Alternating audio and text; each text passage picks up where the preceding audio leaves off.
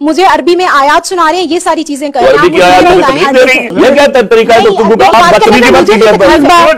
इस किस्म के रिमार्क्स कोई भी शख्स देगा उससे इसी किस्म की माफी तलब की जाएगी। अस्सलाम वालेकुम ख़वातीन और हज़रात, मैं हूं आपका मेज़बान सभी। तो आज के नए प्रोग्राम में हम आपको खुशामदीद कहते हैं।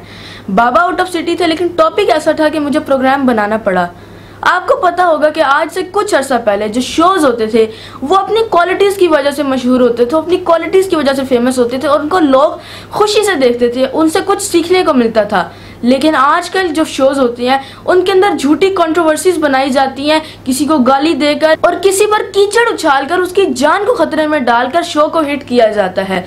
डायरेक्ट टॉपिक पर आते हैं। आजकल आप लोगों ने एक वीडियो देखी होगी जो कि सोशल मीडिया के हर प्लेटफॉर्म जिसमें टिकटॉक, इंस्टाग्राम, फेसबुक, यूट्यूब वगैरह वगैरह सब शामिल है, उन पर आपने एक वीडियो देखी होगी जिसमें साहिल अदीम जो कि एक बहुत बड़े मोटिवेशनल स्पीकर है और वो दीन के लिहाज से भी बहुत बातें करते हैं, और खलीलुर रहमान कमर साहब जो कि पाकिस्तान के हाईएस्ट पेड और सबसे बड़े राइटर हैं, और एक और लड़की है जिसको आप लोग ऑडियंस समझ रहे हैं, लेकिन असल में उस लड़की की क्या हकीकत है, वो कौन है, ये आप जानकर हैरान हो जाएंगे। और आजकल शोज को फेमस करने के लिए जो टेक्निक यूज की जा रही है, जो स्ट्रेटेजी यूज की जा रही है, वो जानकर तो आपके छक्के छूट जाएंगे। इस शो में क्या कुछ हुआ, क्या लड़ाई हुई, क्या बातें हुई, ये मैं आपको बाद में बताऊंगा। असल बात जिसके लिए आप इस वीडियो में आए हैं वो मैं आपको पहले बताता हूँ।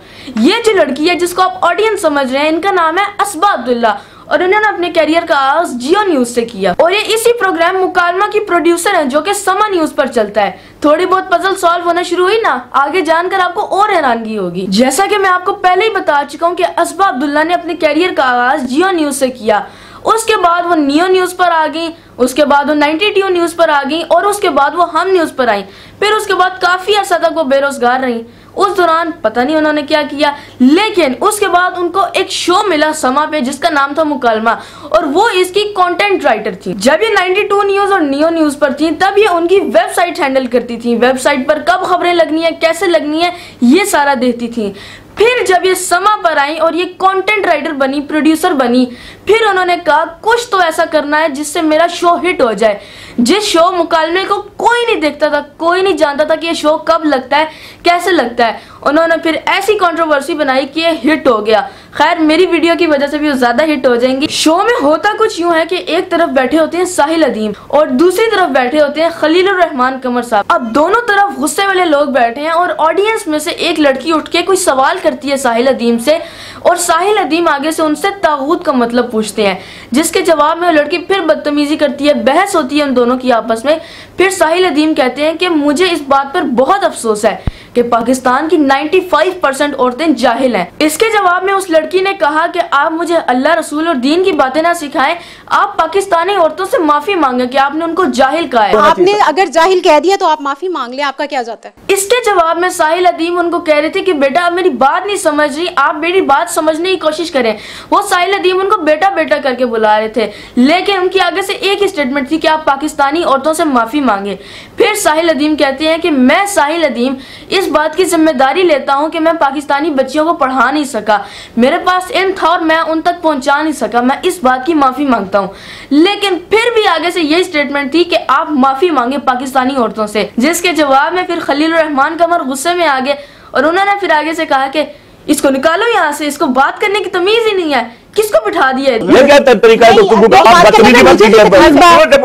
अब वो जानती थी कि मेरे सामने दो गुस्से वाले लोग बैठे हैं, मैं कोई भी गलत बात करूंगी तो इनमें से एक ना एक तो गुस्से में आएगा और ये शो हिट हो जाएगा। तो आखिरकार वही हुआ, शो हिट हो गया। आज से कुछ अर्सा पहले आपको याद होगा कि मौलाना तारिक जमील साहब ने दुआ कराते हुए ये कहा था कि अल्लाह मेरी कौम की बच्चियों के लिबास छोटे होते जा रहे हैं, इन पर रहम फरमा। और साथ ही साथ उन्होंने ये भी कहा था कि न्यूज चैनल्स वाले झूठी खबरें फैलाते हैं, मतलब सहाफी झूठ बोलते हैं, तो अल्लाह इनको भी हिदायत दे। फिर बहुत सारे प्रोग्राम्स में मौलाना तारिक जमील साहब को लाइव लिया गया और उनसे हर प्रोग्राम में माफी मंगवाई गई। और फिर ये मौलाना तारिक जमील का बड़ापन था कि उन्होंने आजिजी से सबसे माफी मांग ली। लेकिन शीरी मजारी की बेटी ईमान मजारी ने एक लाइव शो में आकर ये कहा कि मौलाना साहब ने सबसे माफी तो मांग ली, लेकिन वो पाकिस्तानी औरतों को इस काबिल ही नहीं समझते कि वो उनसे माफी मांगे, हम जैसे भी कपड़े पहने लोगों को इससे क्या लेना देना। और फिर पाकिस्तान के सुपरस्टार फिरोज खान से एक लाइव शो में पूछा गया कि हामिद मीर ने मौलाना तारिक जमील साहब से माफी मंगवाई, तो उसके जवाब में फिरोज खान ने कहा कि हामिद मीर कौन होता है, मुझसे माफी मंगवाए ना, वो कौन होता है। लेकिन इस शो में मौलाना तारिक जमील साहब नहीं बैठे थे, इस शो में खलीलुर रहमान कमर साहब और साहिल अदीम बैठे थे, जो कि माफी मांगनी तो बहुत दूर की बात दूसरों से माफियां मंगवाते हैं। अब मैं आपको तागूत का मतलब बताता हूँ, जिस बात पर असल लड़ाई हुई थी। तागूत एक अरबी जुबान का लफ्ज है जिसके मायने है गुमराहों का सरदार और सरकश। अब इंडस्ट्री के जितने बड़े फनकार हैं जो फेमिनिस्ट हैं, वो पोस्ट लगा रहे हैं कि इस लड़की के साथ ज्यादती हुई, बदतमीजी हुई, ऐसा नहीं होना चाहिए था, लड़कियों के साथ ही ऐसा होता है, इस तरह की बातें लिखी थी। लेकिन जब अब मैंने आपको असल हकीकत बता दी है, क्या अब भी वो ये पोस्ट लगाएंगे कि असबा अब्दुल्ला ने धोखे से इस शो को हिट कराने के लिए सारी कंट्रोवर्सी क्रिएट की, उन्होंने जानकर बदतमीजी की? ऐसा कोई करेगा? अब जैसा कि मैंने आपको पहले ही बताया था कि जो पहले शोज होते थे उनमें आपको कुछ सीखने को मिलता था, मतलब आप वो शोज देखते थे उनमें कोई ना कोई मोरल लेसन होता था, कोई सबक होता था।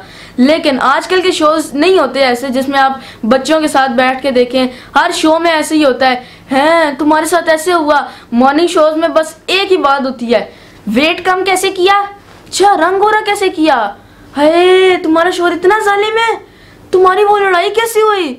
बस यही बातें होती हैं और कुछ होता ही नहीं है, कोई इंटरेस्टिंग बात नहीं होती और उसमें कोई भी सबक नहीं होता जिससे आप अपनी जिंदगी संवार सकें। अब आप निदा यासिर का शो देख लें, नादिया खान का शो देख लें, उनमें बस यही बातें कोट कोट के भरी है और उसमें कोई भी इंटरेस्टिंग बात नहीं होती और उसमें कोई भी टैलेंटेड बंदा आके अपनी लाइफ स्टोरी नहीं बता रहा होता, अपनी जर्नी नहीं बता रहा होता। लेकिन एक बात जरूर है, निदा यासिर के शो में जो भी आता है ना, टैलेंटेड ना हो लेकिन टैलेंटेड बन के जरूर जाता है। अब जैसा निदा यासिर के शो में आई थी, मेरा दिल ये पुकारे, अब उसके अंदर कोई टैलेंट था?